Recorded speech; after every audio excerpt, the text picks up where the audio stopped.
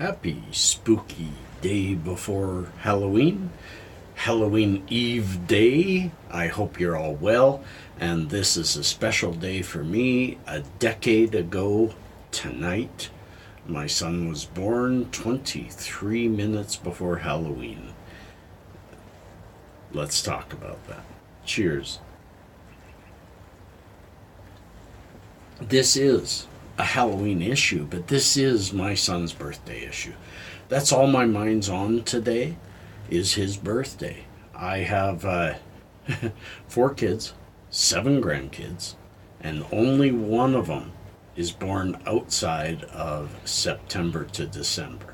Only one of them born in March, April, beginning of April.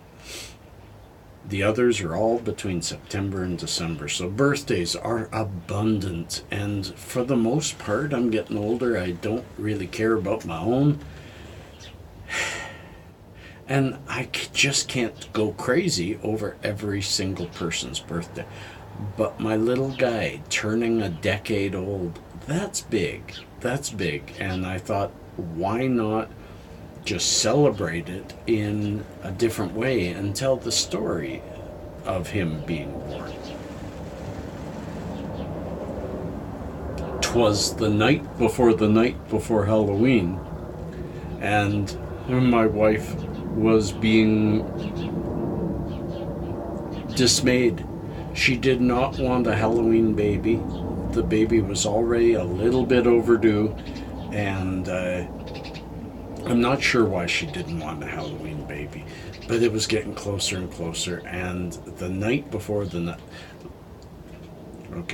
would have been last night 10 years ago, she started getting some movement, some labor pains, and I took her to the hospital. It was a long drive for us.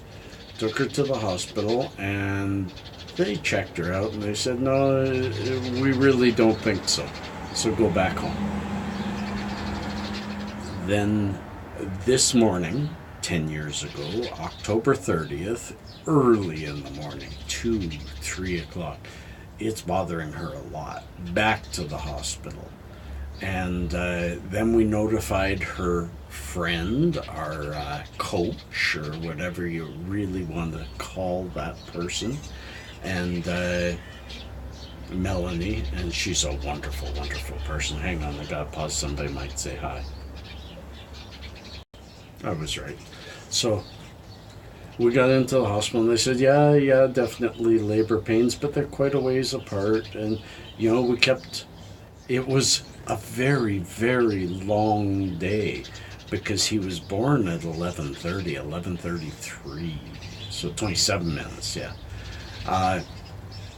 So we spent the entire day. A couple of times they even thought, maybe you aren't ready, maybe you aren't going to, and then she started to dilate more and more, and they sent us on trips to walk up and down the stairs, and a couple of times I had to go drive somewhere and get us some more coffee, and Melanie, she was wonderful. She stayed with us through the whole thing, and me and Olga never got any sleep that night, so it was a long, long day.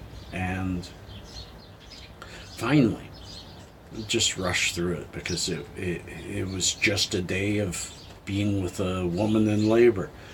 Finally, about 10 o'clock at night, they agreed that she just may not dilate enough and a C-section was in order. So they said, well, we're going to put you in the lineup for a C. There's a few people ahead of you. Sorry, this was more like 11 o'clock. There's one person ahead of you, so we'll get to you. And she was looking at the clock and saying, I really don't want a Halloween baby. Any chance I'll have this C-section before midnight? Well, probably not, because the person ahead of you will take that time up, unless it goes super fast, which it usually won't. And she said, please talk to the person ahead of me, and if it isn't urgent C-section, does she want to wait and have her baby on Halloween so I can have mine before? And I thought that was a surprising question to ask, but the nurse said, okay, I'll go ask. And she came back and said, let's go.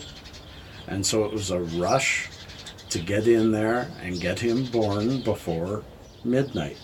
And yet, here we are a decade later, and every single birthday of his has been all about Halloween. He's a Halloween baby, no matter how you put it. Long story to get that done. Coffee's done. My talk is done. But I do think when I came out, the sky was not all that pretty.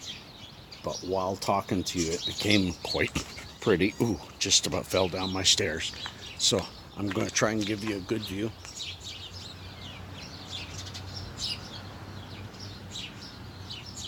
It just never really comes up the way I hoped.